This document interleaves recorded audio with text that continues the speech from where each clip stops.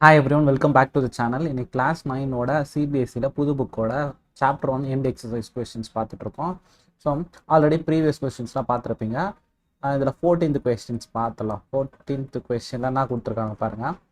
A city has two main roads which cross each other at the center of the city. ரெண்டு main road இருக்கா, அது சிட்டியோட சென்டரில் cross ஆக போதான். அந்த டேட்டா ஞாபகம் வச்சுங்க. ரெண்டு மெயின் ரோடு அது சிட்டியோட சென்டரில் கிராஸ் ஆக போகுது. இதான் வந்து சிட்டி சென்டர். சரியா? These two roads are along the north south east west direction. Two roads are north south. இது நார்த் சவுத்து, ஈஸ்ட் வெஸ்ட். இந்த ரெண்டு ரோடோட டைரக்ஷன் கொடுத்துருக்காங்க. நார்த் சவுத்லையும் ஈஸ்ட் வெஸ்ட் டைரக்ஷனில் கொடுத்துருக்காங்க. All the other streets of the city run parallel to these roads and are 200 meter apart. So மற்ற ரோடெல்லாம் இதுக்கு இந்த ரோட்டுக்கு பேரலாக மெயின் ரோடு இதுக்கு பேரலாக ரோட்ஸு இது மாதிரி இருக்கு போதான். 200 ஒரு ரோடும் 200 meters அப்பார்ட்டில் இருக்குது. There are 10 streets in each direction. Okay, இப்போ அதை தான் நம்ம கிராஃபாக போட போகிறோம். Using scale 1 centimeter equal to 200 meter, draw the model of the city in your notebook. Represents the road street in the single line. So இதை தான் நான் போட்டிருக்கேன். இப்போ என்ன பண்ணுறேன் அப்படின்னா, சென்டராக நான் எடுத்துக்கிறேன். சரியா? சென்டராக இப்படி நான் எடுத்துக்கிறேன். சரி, ஃபஸ்ட் குவாட்ரண்ட்டில் எடுத்துகிறேன். நம்ம குவாட்ரண்ட்டில் எதுவும் மென்ஷன் பண்ணல. ஸோ நம்ம எப்படின்னா எடுத்துக்கலாம். இது எழுதும் போது ஈஸியாக இருக்கும். ஃபஸ்ட் குவாட்ரண்ட் எடுத்துக்கிறேன். இங்கே 1 6 இது ஃபஸ்ட்டு நான் என்ன பண்ணிக்கிறேன், சென்டராக ஒன்று எடுத்துக்கிறேன். சென்டராக ஒரு லைன் போட்டுக்கிறேன். இந்த ப்ளஸ் மாதிரி போட்டோன்னா இதுதான் city centre.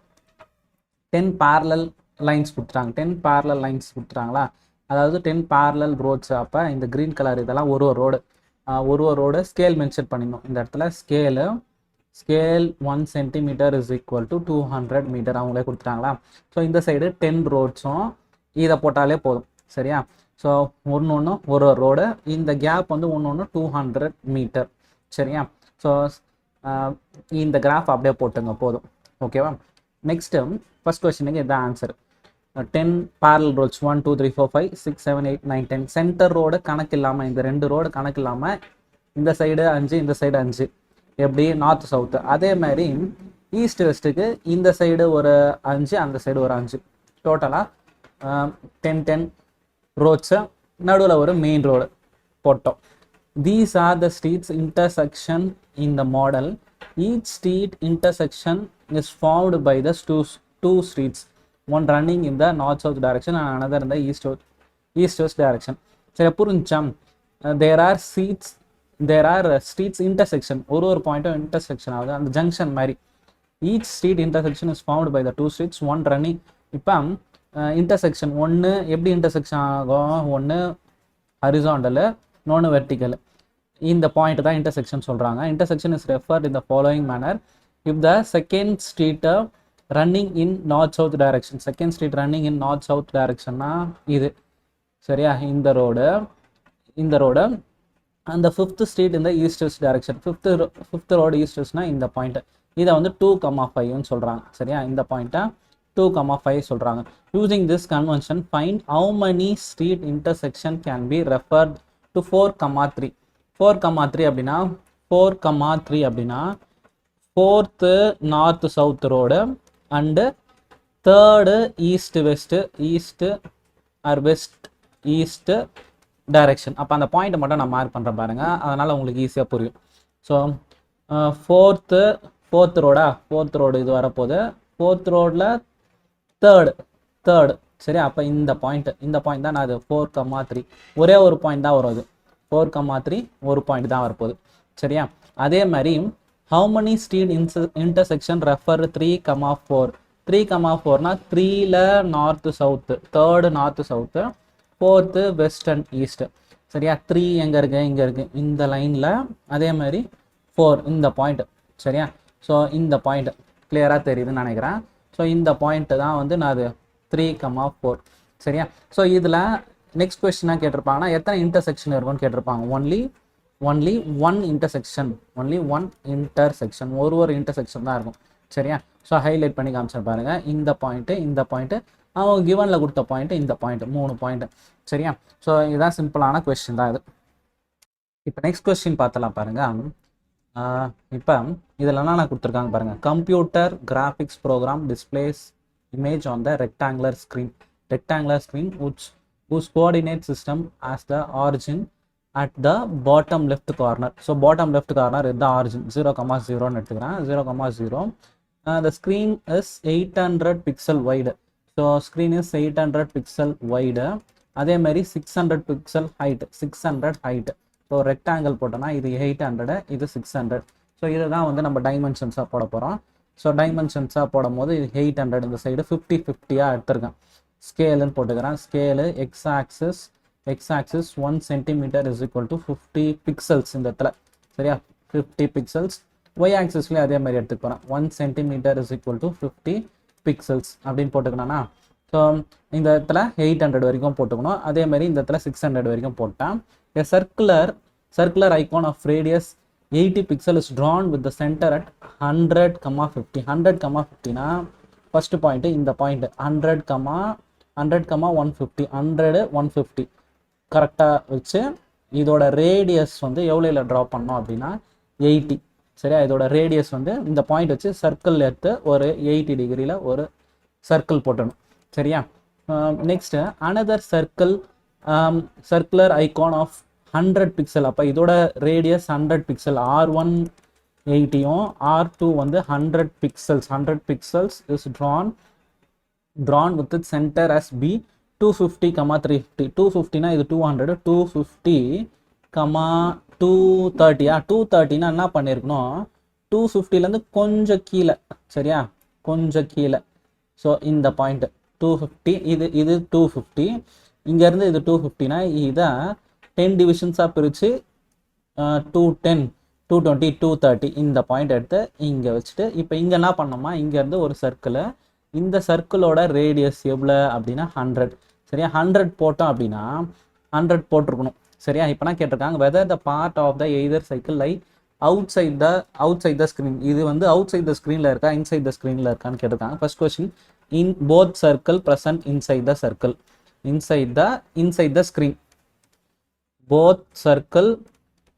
both circles present inside the screen. First question, whether the two circle is coincide ஆன்னு கேட்டிருக்காங்க. கண்டிப்பாக இந்த ரீஜனில் கோயின்சைட் ஆயிருக்கு. தெரியுதா இந்த பார்ட்டு? ஸோ இந்த பார்ட்டில் வந்து ரெண்டுமே கிராஸ் ஆயிருக்கு. ஸோ இந்த பார்ட்டில் ரெண்டுமே கிராஸ் ஆயிருக்கு. ஸோ இந்த பார்ட்டு கிராஸ் ஆயிருக்கு. கோயின்சைடு அப்படின்ற வார்த்தையை மென்ஷன் பண்ணிவிடுங்க. கோயின்சைடுன்னு கேட்கலாம். என்ன கேட்டிருக்காங்கன்னா whether the two circle intersect each other. intersect each other. என்ன நம்ம ஆன்சர் தரணும்? Yes they intersect each other. சரியா, each other. நம்ம நெக்ஸ்ட் கொஸ்டின் பார்த்தலாம் இப்போ. ஸோ இந்த கொஸ்டின் ரொம்ப சிம்பிளாக முடிஞ்சிச்சு. கிராஃப் வரைஞ்சி நம்ம 2 சர்க்கிள் போட்டால் அந்த 2 சர்க்கிளுக்கு காமனாக இன்டர்செக்ட் ஆகுதான்னு கேட்டிருக்காங்க. இன்டர்செக்ட் ஆகுதுன்னு சொல்லிட்டு ரெண்டுமே உள்ளே இருக்கான்னு கேட்டிருக்காங்க. ட்ரா பண்ணி முடிச்சிட்டோம்.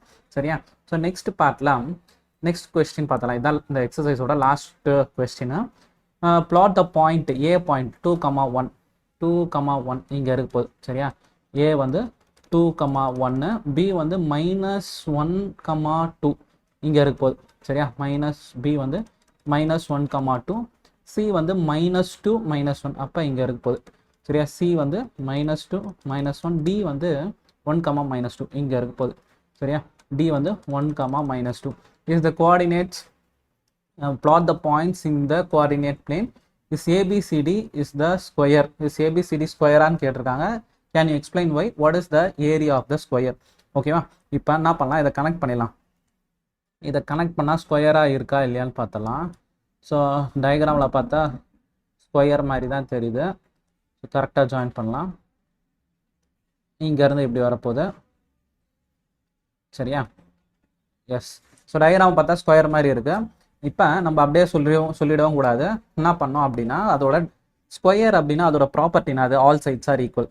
ஸ்கொயர் அப்படின்னா ஆல் சைட்ஸ் ஆர் ஈக்குவல். டயகனல்ஸும் சேமாக இருக்கணும். Diagonals are equal. சரியா, இப்போ இதை கண்டுபிடிக்கலாம். அப்போ என்னென்ன கண்டுபிடிக்கணும் அப்படின்னா டிஸ்டன்ஸு ஏபி, சைட்ஸ் வந்து sides AB BC CD DA இந்த 4 சைட் கண்டுபிடிக்கணும். அதே மாதிரி டயகனல்ஸ் வந்து நானாவா இருக்கும். டயகனல்ஸ் வந்து இந்த கிராஸ் இந்த பாயிண்ட் அதே மாதிரி இந்த பாயிண்ட் டயகனல்ஸ் வந்து நானா இருக்கு அப்படின்னா ஏசி பிடி இதை மார்க் பண்ணும். சரியா, இதோட டிஸ்டன்ஸ்லாம் கண்டுபிடிக்கலாம். ஒன்று கண்டுபிடிச்சலாம் பாருங்க. ஏ என்னும் போது நான் வரும் 2,1, பி என்னும் போது -1,2. இதோட distance x1 y1 x2 y2. நான் ஃபார்ம்லாம் இங்கே எழுதி வச்சேன்னா எல்லாத்துக்குமே அதான் வரப்போகுது. Square root of x2 - x1 whole square plus y2 - y1 whole square. சரியா, ஸோ இப்போ இதோட வேல்யூ போட்டலாம். என்ன வரப்போகுது, x2 -1 -2 whole square plus 2 - 1 whole square. அப்போ 2 - 1 -3 ஹோல் ஸ்கொயர். இது வந்து 2 - 1 ஹோல் ஸ்கொயர். அப்போ -3 ஹோல் ஸ்கொயர் 9 9 + 1 √10. சரியா, √10 வந்துச்சா. இப்போ நெக்ஸ்ட் நான் என்ன பண்ணணும் அப்படின்னா ஏபி முடிச்சிட்டுமா, ஏபியோட வேல்யூ √10. ஏபி முடிஞ்சிச்சு. அடுத்தது பிசியோட வேல்யூ போடுறேன். பியோட வேல்யூ -1,2, சியோட வேல்யூ -2 -1. ஸோ அந்த டிஸ்டன்ஸை நான் எப்படி கண்டுபிடிக்கிறேன், இந்த பாயிண்ட்லேருந்து இந்த பாயிண்ட் -2 -1 ஆகிடும் ஹோல் ஸ்கொயர். ஃபார்முலா எழுதுங்க, நான் அப்படியே போட்டுறேன். -1 -2 ஹோல் ஸ்கொயர். அப்போ இங்கே என்ன வந்துடும் பாருங்க, -2 + 1 -1 ஹோல் ஸ்கொயர் ப்ளஸ் -3 -1 -2 ஆட் பண்ணும்போது -3 ஹோல் ஸ்கொயரு 1 + 9 அப்படின்னும் போது பிசியோட வேல்யூ √10 வருது. சரியா, √10 யூனிட்ஸ். இதுவும் √10 யூனிட்ஸ். அதே மாதிரி மற்ற 2 டிஸ்டன்ஸும் கண்டுபிடிச்சலாம். மற்ற 2 டிஸ்டன்ஸ் நான் அது ஏபி கண்டுபிடிச்சிட்டேன், பிசி கண்டுபிடிச்சிட்டேன். சியோட வேல்யூ -2 -1, டியோட வேல்யூ 1, டியோட வேல்யூ 1, -2. சரியா, 1, -2. இப்போ இதோட டிஸ்டன்ஸ் என்ன வரப்போகுது, 1 தான் இருக்குது. இந்த 1 -2 + 2 ஆகிடும் whole square plus -2 -+1 whole square. அப்போ பண்ணும்போது 2 + 1 3 ஸ்கொயரு. இது வந்து நான் வந்துடும் -2 + 1 பண்ணும் போது -1 ஹோல் ஸ்கொயராக +1 தான் வரும். அப்போ 9 + 1 √10. சரியா, √10 தான் வருது. அடுத்தது சிடி முடிச்சிட்டியா. CD முடித்தவொடனே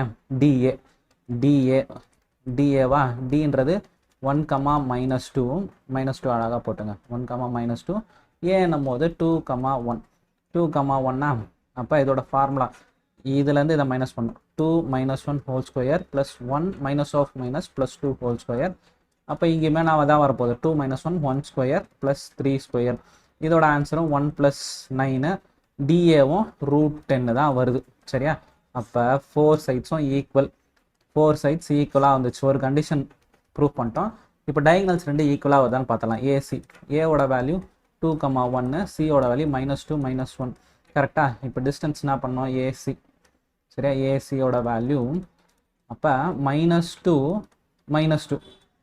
whole square plus -1 whole square. சரியா, அப்போனா வரும் -2 -4 ஸ்கொயரு ப்ளஸ் -1 -2 ஹோல் ஸ்கொயர். அப்போ 4 ஸ்கொயர் 16 ப்ளஸ் 4 √20 வருது. சரியா, √20 அப்படியே கூட வச்சுக்கலாம், ஒன்றும் பிரச்சனை இல்லை. இப்போ ஏசி கண்டுபிடிச்சிட்டா. பிடி அப்படின்னும் போது பியோட வேல்யூ -1, 2, டியோட வேல்யூ 1, -2. அப்போ அதோட டிஸ்டன்ஸ் என்ன பண்ணுவோம், 1 -+1 ஆகிடும் whole square plus -2 whole square. அப்போ இங்கேயுமே நான் தான் வருது 2 ஸ்கொயர் ப்ளஸ் -4 -2 -4 ஹோல் ஸ்கொயர். அப்போ இதுவுமே 2 2s are 4 4 4s are 16 √20 வருது. சரியா, அப்போ எல்லா கண்டிஷனுமே சாட்டிஸ்ஃபை ஆகுது. இட் இஸ் ஏ ஸ்கொயர் அப்படின்னு சொல்லிடலாம். சரியா, all sides are equal, it is square அப்படின்னு சொல்லிடுறேன். It is square. இதோட வெளில அவங்க ஏரியா கேட்டிருக்காங்க. ஏரியா அப்படின்னும் போது என்ன பண்ணோம், ஏரியா அப்படின்னும் போது சைடு இன்ட்டு சைடு. ஒரு சைடு √10.